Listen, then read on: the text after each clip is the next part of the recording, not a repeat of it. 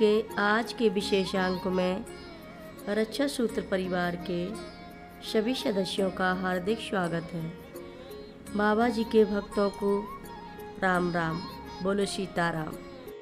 Jeep में बैठे और लोगों ने भी देखा। इस घटना पर ज़्यादा ध्यान न देते हुए मैंने अपना ध्यान पुनः ड्राइविंग पर केंद्रित कर दिया, क्योंकि आगे सड़क और भी ज़्यादा क्षतिग्रस्त थी तथा सीमा सड़क दल के जवान रोड से मलबा हटाकर गाड़ियों की निकासी करने में लगे हुए थे। हम दोपहर तक बद्रीनाथ पहुंच गए थे। यहाँ पहुंचकर दोनों माँ आंध्रा धर्मशाला में रुकीं और बाकी लोग मंदिर दर्शन पूजन इत्यादि की व्यवस्था में लग गए।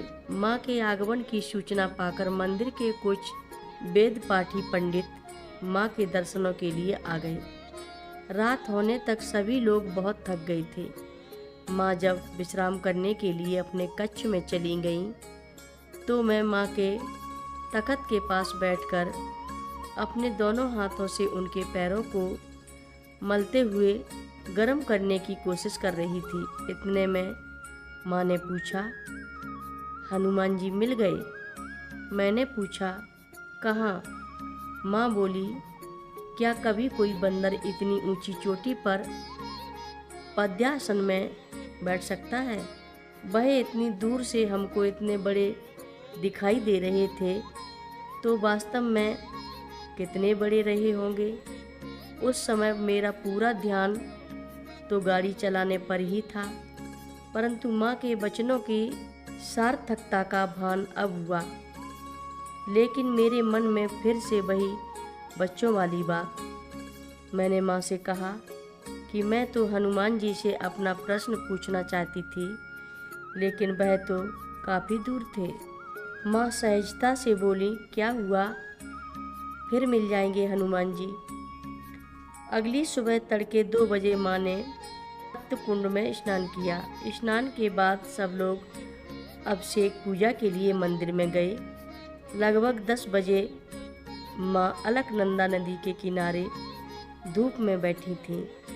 एकाएक माँ उठी और फिर से मंदिर की ओर चल पड़ी। मैं भी माँ के पीछे पीछे चल दी।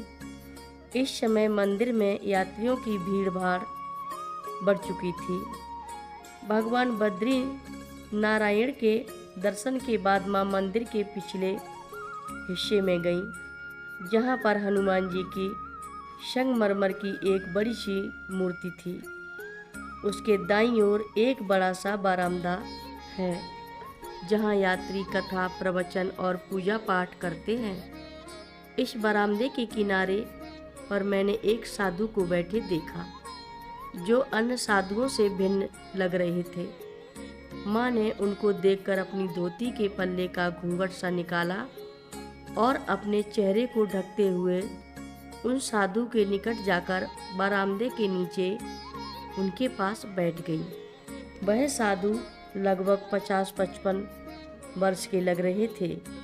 शरीर पतला, कद लंबा था, त्वचा का रंग गहरा सांवला था। एक सफ़ेद वस्त्र कमर पर लिपटा था और कंधे पर मोटा जनेऊ डाला हुआ था। बालों की जटाओं का सिर पर जूड़ा सा बांध रखा था। वह माँ से बात करने लगे। बीच बीच में केवल 1-2 शब्द जैसे तुरीय अवस्था, निर्विकल्प समाधि जैसे शब्द मेरे कानों में पड़ रहे थे, जो कि मेरे समझ से बाहर थे। माँ उनके वचन ध्यान से सुन रही थीं। जब वह मेरी तरफ मुड़े तो मैंने देखा कि उनका चेहरा बिल्कुल वैसा ही था जैसे मैंने माँ की पुस्तक से निकले हुए हनुमान जी की छवि में देखा था। मुझे देखकर कहने लगे, जब एक लड़की छोटी होती है तो वह खिलौने से खेलती है, जब बड़ी हो जाती है तो उसका विवाह हो जाता है, जब उसका पति ही उसका सर्वस्व होता है, वह अपना जीवन उसको अर्पण कर देती है। अब उसे खिलौने से खेलने की आवश्यकता नहीं होती है। मुझे अपने प्रश्न का उत्तर मिल गया था। वास्तव में सद्गुरु की प्राप्ति के बाद नियमों के सब बंधन छूट जाते हैं। जब मंदिर में माँ की उपस्थिति के बारे में अन्य यात्रियों को पता चलने लगा तो माँ ने जल्दी से साधु बाबा को प्रणाम किया और वहाँ से तेजी से बाहर आ गई। मैं भी माँ के पीछे पीछे आ गई। थोड़ा आगे पहुंचकर माँ ने मुझसे पूछा, तूने बाबा को कुछ दिया? मैंने माँ को बताया कि कुछ नहीं दिया, पर मेरी जेब में पैसे हैं। माँ ने मुझसे तुरंत वापस जाकर साधु बाबा को भेंट स्वरूप कुछ देने को कहा।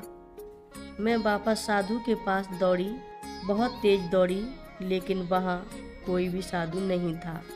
जहाँ पर हमें साधु बाबा मिले थे वहाँ से मैं 1 मिनट से भी कम अंतराल में मुश्किल से 50 फुट की दूरी से वापस लौटी थी। मैंने मंदिर के अंदर और बाहर दुकानों में बाबा लोगों के बैठने की जगह पर भी उन्हें ढूंढा। मैंने कहाँ कहाँ नहीं ढूंढा, लेकिन साधु बाबा कहीं नहीं मिले थे। हर रोज़ महाराज जी की कथाएं सुनने के लिए सभी भक्तों का धन्यवाद।